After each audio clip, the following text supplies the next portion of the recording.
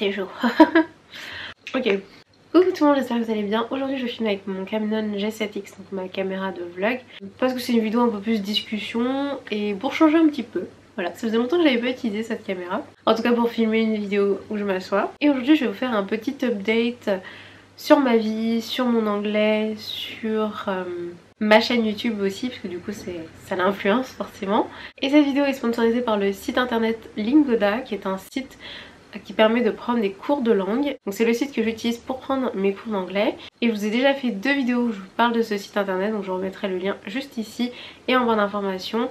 Je vous mettrai la playlist, comme ça vous pourrez voir les précédentes vidéos. Je vais me répéter un petit peu dans cette vidéo pour les personnes qui arrivent et qui n'ont pas vu les précédentes vidéos. Mais n'hésitez pas à voir les autres vidéos parce qu'il y a des choses que je ne veux pas forcément trop répéter et trop re-rentrer dans le détail. Mais je vais essayer quand même de vous donner un maximum d'infos aussi dans cette vidéo. Donc déjà pour démarrer, donc depuis janvier, j'ai mis du temps, depuis janvier je fais donc des vidéos en français et en anglais sur ma chaîne YouTube. J'alterne et ça devient de plus en plus facile. Donc c'était très difficile au début.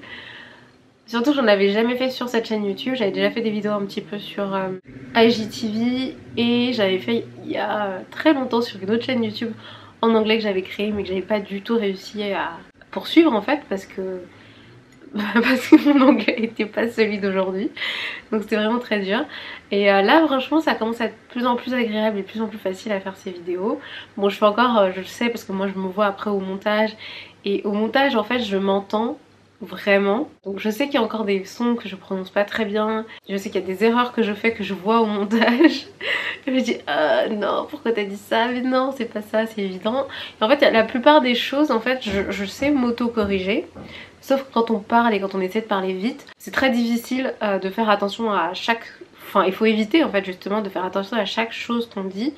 Il faut éviter de trop s'auto-corriger pendant qu'on parle dans une discussion. Je pense que je suis à un stade où il faut que je simplifie mes phrases, il faut que je supprime aussi certains mots, des fois que je répète. J'ai tendance un peu à me répéter en anglais, bon, en français aussi hein, mais encore plus en anglais. Donc même supprimer des sons que parfois je fais qui ne sont pas censés être là, c'est très bizarre. C'est une étape indispensable pour être bilingue. Le fait de prendre des cours d'anglais aussi ça a fait que ça a encore plus boosté ma compréhension et honnêtement je comprends l'anglais quand je regarde des vidéos et même quand on parle avec moi parce que j'ai une copine qui est américaine et voilà, quand je rencontre des gens qui parlent anglais je comprends l'anglais comme on parle en français en fait. Je comprends vraiment tout, enfin, j'ai aucun souci à comprendre mais c'est vraiment la partie expression orale sur laquelle il faut que je m'améliore et sur laquelle j'essaie de m'améliorer au maximum. Donc je suis contente de mon niveau mais voilà c'est beaucoup de pratique maintenant qu'il faut et beaucoup de pratique dans des situations on va dire qui me sont utiles et des situations du quotidien, des situations de vidéos, donc c'est pour ça que les vidéos me sont utiles et c'est pour ça que je trouve que c'est un bon complément dans tous les cas au cours de faire en plus des vidéos en plus de suivre des cours parce que quand on fait des vidéos on parle vraiment de sujets qui nous intéressent, donc c'est bien pour apprendre le vocabulaire qui nous intéresse et puis des formulations qu'on fait au quotidien et qu'on a envie de reformuler aussi dans la langue qu'on apprend. Évidemment il y a plein de vocabulaire encore que je n'ai pas en anglais donc je peux encore bien m'améliorer dessus, des formules aussi en anglais que je n'ai pas encore et voilà. Et autre chose aussi, je fais aussi ces vidéos en anglais parce que j'ai l'impression de devoir me justifier là-dessus parce qu'il y a des gens qui m'ont reproché de faire des vidéos en anglais. Certainement des personnes qui ne comprennent pas l'anglais ou qui ne voient pas l'intérêt d'apprendre l'anglais. Et je pense qu'en France, il y en a beaucoup, faut pas se mentir. On n'est pas très doués, on n'est pas les meilleurs en tout cas pour apprendre les langues en France. Et aussi le fait que voilà, l'anglais c'est la langue la plus parlée, donc forcément les gens me disent ça sert à rien de faire des vidéos en anglais parce qu'il y a déjà beaucoup trop d'anglais. Il y a déjà beaucoup de vidéos en anglais et donc ça apporte rien faire des vidéos en anglais par rapport à vos vidéos en français. Donc je suis d'accord, évidemment il y a plus de vidéos en anglais que de vidéos en français sur YouTube, mais je le fais pas pour ça en fait. Je le fais pas pour rajouter une vidéo en anglais dans le flow de vidéos en anglais qu'il y a. Je le fais pour moi parce que j'ai besoin de pratiquer mon anglais et parce que j'aime ces sujets et j'ai envie de parler de ces sujets et je trouve ça cool d'en parler en anglais. Et aussi autre chose, je pourrais par exemple prendre uniquement les cours et ne pas faire de vidéos, mais je n'ai pas beaucoup de personnes dans mon entourage qui parlent anglais. parfois dans des situations aussi un peu pour YouTube, pour mon travail, je rencontre des marques avec qui j'échange en anglais. Donc ça, pour ça j'ai envie d'être très à l'aise, pas être trop stressée, etc. Des occasions qui sont assez ponctuelles, on va dire, dans ma vie au quotidien. Donc c'est pas énorme. Et c'est pas comme ça qu'on s'améliore dans une langue, c'est pas comme ça qu'on conserve aussi son niveau dans une langue. C'est bien de prendre des cours si on a envie de progresser déjà. Et c'est bien aussi de prendre des cours si on a envie de conserver son niveau aussi. Moi sur du très long terme, je sais que j'ai envie de conserver ce que j'ai appris ces derniers mois parce que j'y ai passé du temps, parce que je suis contente, parce que ça me plaît et parce que c'est utile en fait dans ma vie au quotidien de savoir parler anglais, dans mon travail aussi. Quand j'étais petite en fait je parlais donc français et mina parce que je suis d'origine togolaise et je suis née au Togo et donc je parlais les deux, mais quand on est venu en France, donc j'avais à peu près 5 ans, là j'avais plus besoin de parler mina donc je parlais que français et du coup j'ai perdu, je sais plus parler mina. Mais j'ai toujours la compréhension en fait. Et même si c'est assez rare qu'on me parle mina, ma mère me parle mina de temps en temps, ma grand-mère, voilà, quelques personnes de ma famille, mais ça reste rare, mais j'ai pas perdu pour autant ma compréhension. Par contre, l'oral et la pratique orale, j'ai totalement perdu. Tout ça pour vous expliquer que je suis pas très douée en langue et je sais que je peux perdre très vite ma pratique de la langue et donc c'est super important pour moi de continuer à parler anglais et c'est un bon moyen de le faire pour moi que de faire des vidéos en anglais, même si je sais que pour l'instant, je dis pour l'instant parce que j'ai l'espoir qu'il y ait des gens qui regardent ces vidéos, mais pour l'instant ça fait pas beaucoup de vues sur ma chaîne. Je sais que c'est aussi que ça m'a fait perdre des abonnés parce qu'il y a des gens qui ne sont pas bilingues et qui n'ont pas envie d'améliorer l'anglais, des gens qui n'ont pas envie de mettre les sous-titres, d'activer les sous-titres. Je le fais avant tout pour moi, c'est, je dois l'avouer, totalement égoïste, mais vraiment très utile pour moi et très utile pour mon futur. Je sais pas ce que je ferai dans le futur, mais pour moi c'est indispensable de savoir parler anglais de nos jours, surtout que c'est la langue d'internet et mon travail est principalement sur internet. J'ai très envie aussi, du coup si on a des enfants, de parler anglais à mes enfants. Et pour ça il faut que j'ai un très bon niveau. J'ai pas envie de leur dire n'importe quoi en anglais. Donc voilà, c'est un peu l'objectif aussi perso. J'avoue, un peu caché. Concernant le marathon et les cours d'anglais, donc sur le site Lingoda, donc qui est un site qui est super bien fait, qui est super pratique, qui permet d'avoir des cours avec des profs qui sont natifs de la langue, donc qui maîtrisent totalement la langue. En plus avec des supports PDF que vous pouvez télécharger, avec vraiment des thématiques par cours, donc c'est hyper bien construit. Il y a différents types de cours, on peut améliorer son vocabulaire, sa grammaire, sa compréhension écrite, orale, etc. Enfin tous les aspects de la langue. Donc il y a des cours d'anglais, d'espagnol, d'allemand ou de business is English, donc c'est l'anglais un peu plus dans un cadre professionnel. Et des cours de français aussi si vous parlez peut-être anglais, que vous me suivez et que vous voulez améliorer votre français. Ce marathon-là, il va démarrer le 27 mai et il se terminera le 24 août 2019. Les inscriptions se terminent 13 mai 2019. Donc vous avez encore quelques semaines, quelques jours pour vous inscrire, donc n'hésitez pas à aller voir si ça vous intéresse. Les frais d'inscription sont de 5 € mais j'ai un code promo qui vous donne droit à des frais d'inscription gratuits. Une fois que vous inscrivez, vous êtes engagé pour le marathon et ensuite vous payez les abonnements parce que du coup c'est un abonnement à chaque fois, chaque mois, et vous payez chacun des abonnements le 20 à peu près de chaque mois. Il existe deux formes de marathon, donc il y a soit le marathon complet où on a 30 cours par mois, donc ce qui correspond à un cours par jour uniquement en fait, il ne faut pas en prendre plus ou ne pas en louper un, c'est vraiment un cours par jour pendant tout le mois. Ou alors vous avez le semi-marathon, et donc là vous prenez 15 cours par mois. Il faut vraiment être hyper assidu, vraiment réserver son cours à l'avance. En général c'est conseillé de réserver une semaine à l'avance, de planifier chaque jour. Il faut être à l'heure au cours, il faut participer, bon c'est assez logique. Voilà, il faut juste suivre vraiment le cours chaque semaine, chaque mois aussi. Du coup ça se passe pendant 3 mois. L'intérêt c'est qu'à la fin, si vous êtes vraiment assidu et si vous suivez vraiment toutes ces conditions, vous êtes remboursé totalement. Donc c'est hyper intéressant.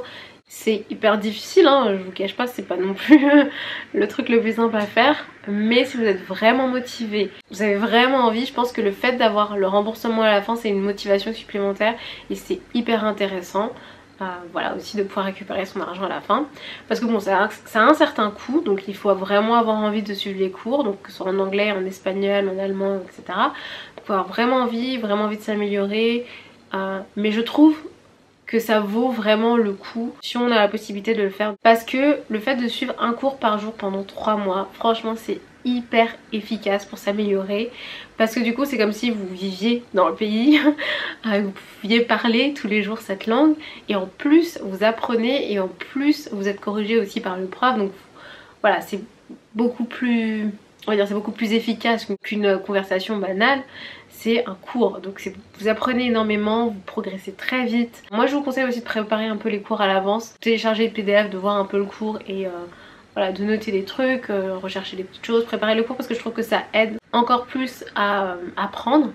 Et en plus je vous avais fait une vidéo il y a très longtemps sur comment réussir à l'école et je vous disais que ça c'est vraiment une bonne façon de faire que de préparer ses cours, donc peu importe les cours que vous prenez. Vous avez toutes les infos, vraiment je vous conseille, je vous recommande de lire les conditions complètes du marathon sur leur site internet. Je vous mettrai aussi le lien en barre d'informations, comme ça vous avez vraiment toutes les infos, vous n'aurez pas de mauvaises surprises, pas de... voilà, vous savez tout, vous savez tout. Parce que moi je vais pas pouvoir tout vous expliquer, tout vous dire en détail dans cette vidéo parce que ça serait beaucoup trop long. Vraiment lisez consciencieusement. J'ai participé à 2 marathons.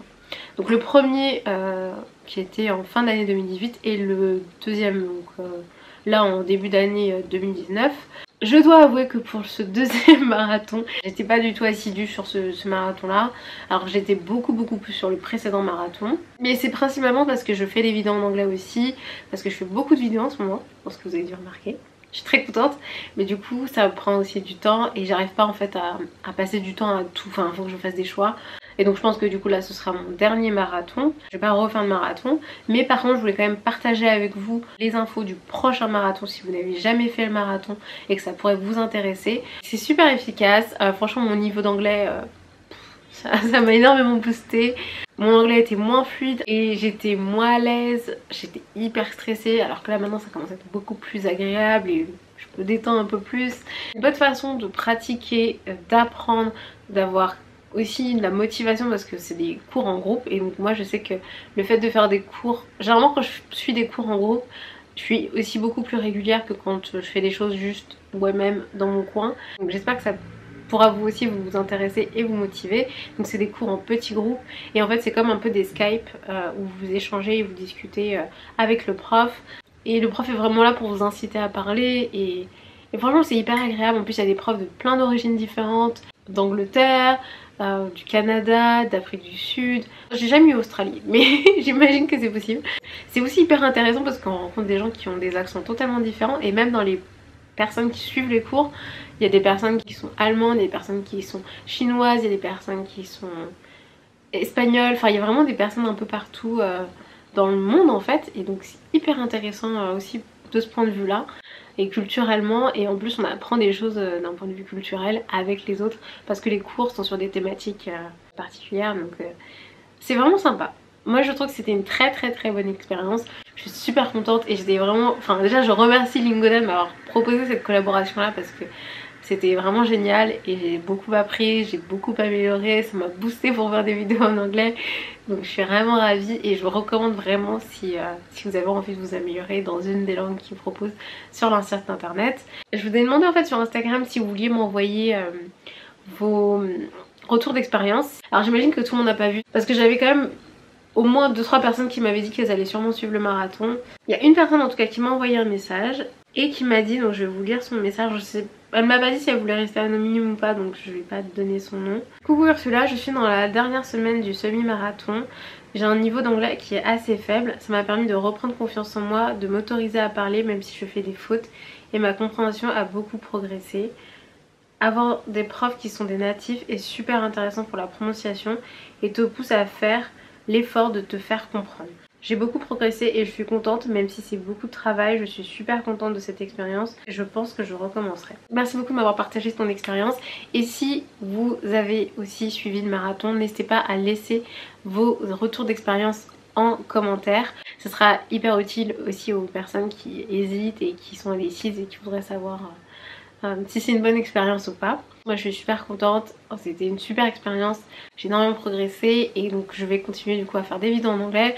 Donc vous pourrez encore suivre ma progression qui sera peut-être un peu moins fulgurante, un peu plus tranquille.